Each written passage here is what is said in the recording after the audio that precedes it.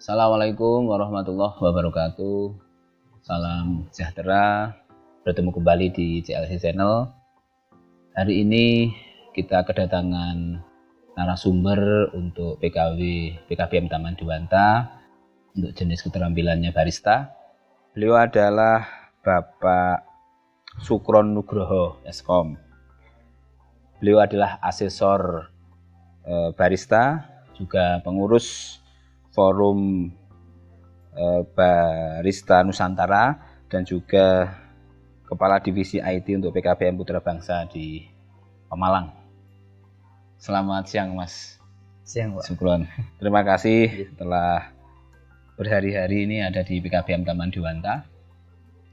Kita akan berbincang sedikit tentang PKW dan juga tentang nanti tentang setara daring. Mas, ini PKW meskipun ranahnya kebanyakan adalah LKP, ini PKBM Taman Dewanta berkesempatan untuk menyelenggarakan kegiatan itu. Tentu kita ingin mengambil manfaat dan kepercayaan. Kami meminta nasihat dan juga pandangan dari Mas Sukron Nugroho bagaimana agar PKW yang pertama di PKBM Taman Dewanta itu bisa menjadi fondasi, meletakkan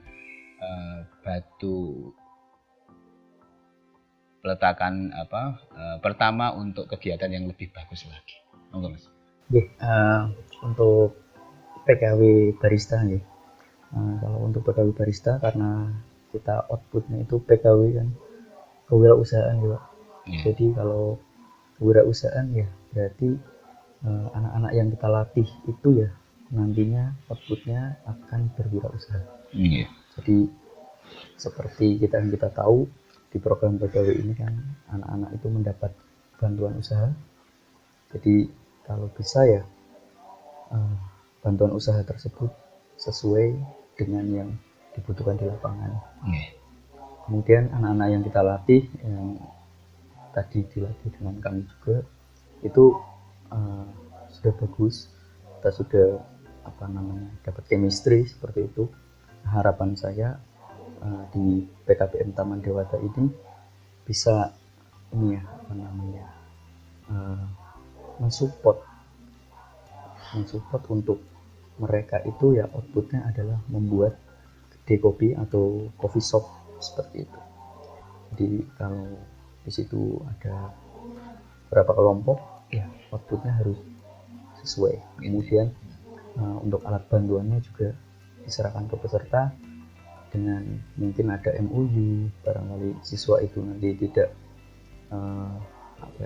berjalan seperti itu. Supaya siswa tersebut memiliki motivasi yang tinggi untuk berwirausaha seperti itu. Biasanya kalau kendalanya gimana? Karena saya dengar PKBM Putra Bangsa juga sudah pernah biar kami punya persiapan untuk seandainya di tengah jalan, karena memang harapan kami pasti di dalam hati seluruh peserta bisa berwirausaha, bisa punya kedai kopi atau coffee shop.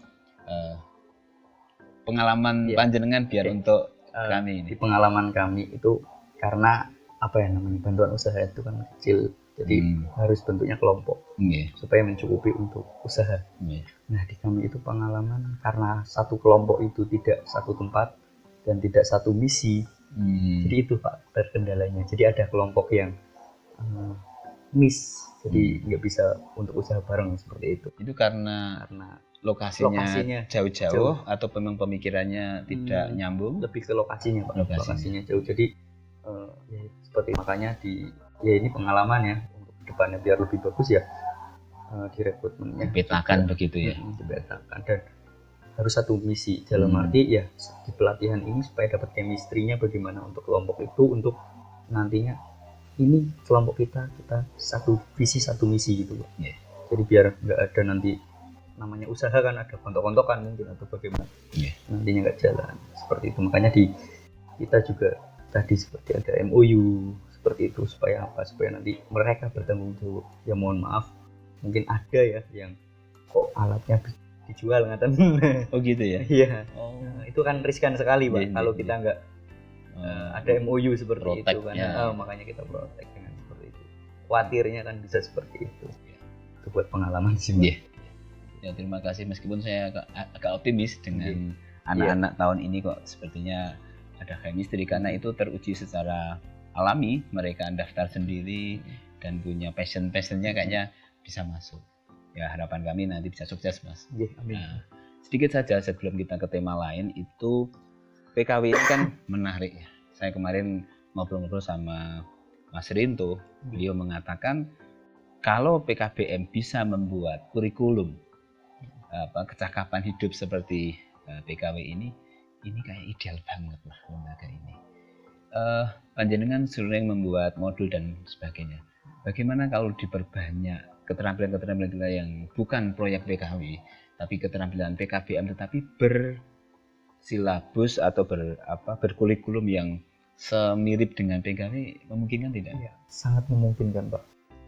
Contohnya di kami ya, untuk keterampilan barista ini, alhamdulillah kami mendapat dana adaptasi kurikulum juga. Nah, itu yang kita kembangkan. Jadi ya itu nanti outputnya kan bisa dipakai untuk lembaga lain juga, Pak.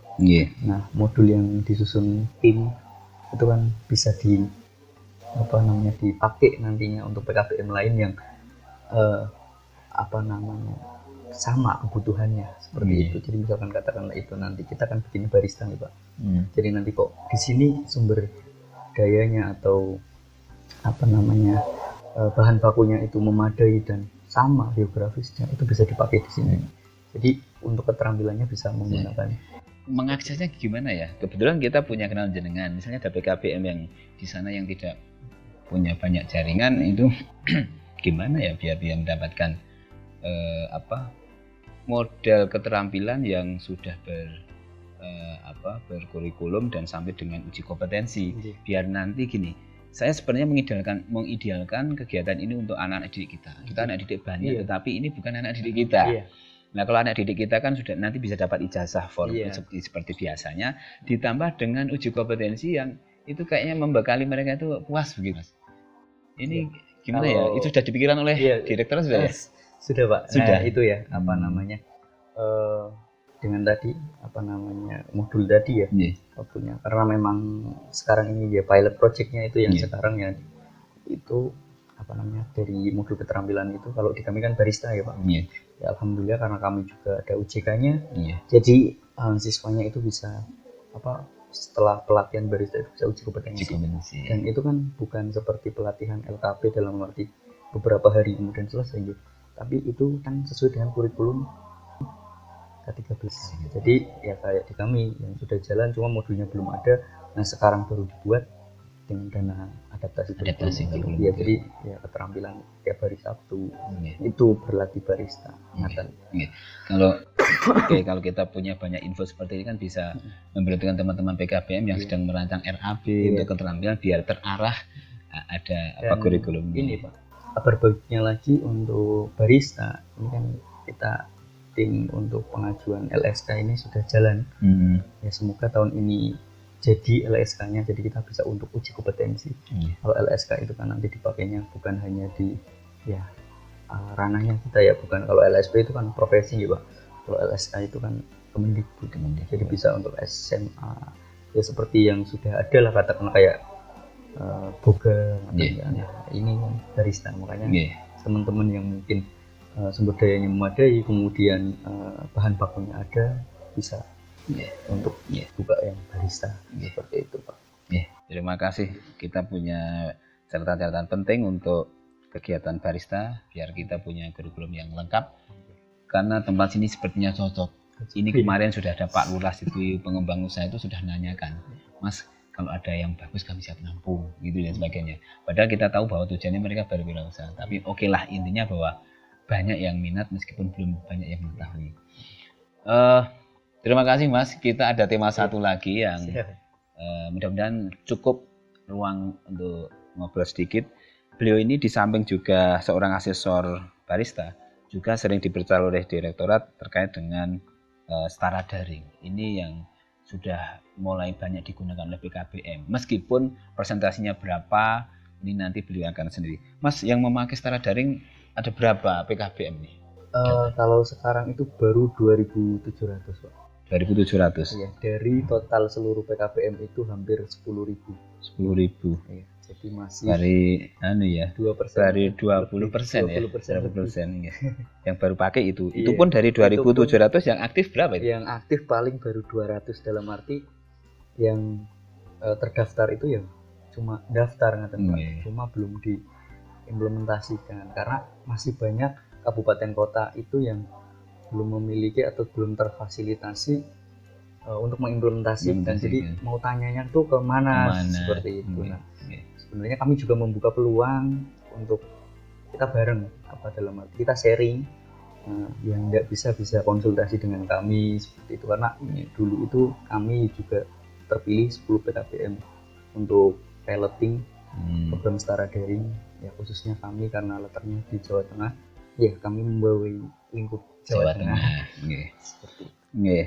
Karena kita juga memberanikan diri tanpa ada dorongan, ada sosialisasi dari dinas terkait, tapi karena kami merasa bahwa ini salah satu cara yang pas, mungkin solusi yang tepat bagi kesetaraan, karena sebagian dari warga kami bekerja atau juga menempuh ilmu keagamaan yang kadang membutuhkan konsentrasi panjang di suatu tempat, dan itu membutuhkan media lain, dan itu setara daring menurut saya kalau sesuai dengan standar dan dilatih secara tepat itu hari ini masih yang ideal menurut saya gitu.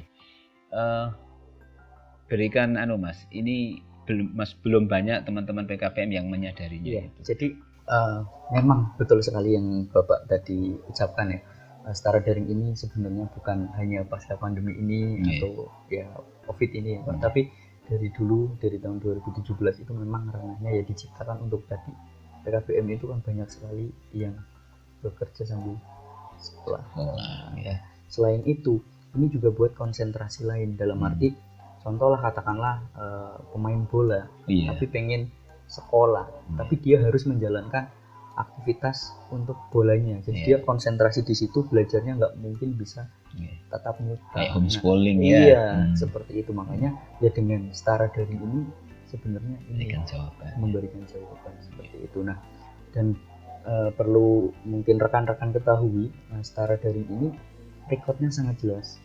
Pembelajaran yang konvensional yang seperti biasa itu bisa di dalam aplikasi seperti itu.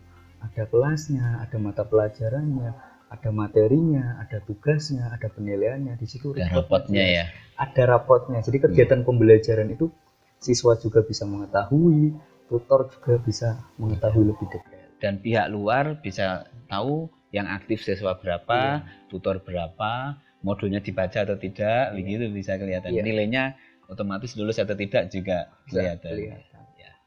Lain waktu mungkin kami akan mengundang lagi di kesempatan lain panjenengan, dan mungkin kami tidak dengan PKBM kami sendiri, biar di kabupaten kami Magelang bisa lebih tersosialisasikan efektif, karena ini menjawab betul kalau bukti otentik, bukti di online kan tidak bisa dibohongi ya. Artinya kalau masih ada suara-suara miring tentang proses pembelajaran, inilah jawabannya. Dan kita bisa membuktikan. Kita hasil pembelajaran bisa print out Pak. Jadi nggak bisa katakanlah seperti di WA misalkan. Ada melakukan pembelajaran daring dalam jaringan. Ya memang bisa dikatakan daring. WA itu bisa dikatakan daring. Cuma recordnya kita nggak bisa. Kalaupun di print ya itu kan lebih ke percakapan. Nah, kalau di setara daring itu ya kita jelas ada pembelajaran, ada materi yang dibaca, ada penugasan yang dikerjakan, ada penilaian yang dikerjakan. Jadi jelas, dan itu bisa terikut sistem, dan ya karena ini programnya pemerintah ya pemerintah juga bisa melihat keaktifan lembaga kita seperti itu. Dan ujung-ujungnya PKBM terpercaya. Baik. Terima kasih Mas Sukron atas wawancaranya dan kunjungannya ke PKBM Taman Dewanta yang dingin seperti ini. Mudah-mudahan kita ditemukan di lain kesempatan dengan suasana yang lebih baik lagi, dengan agenda yang lebih banyak lagi. Makasih Mas Sukron.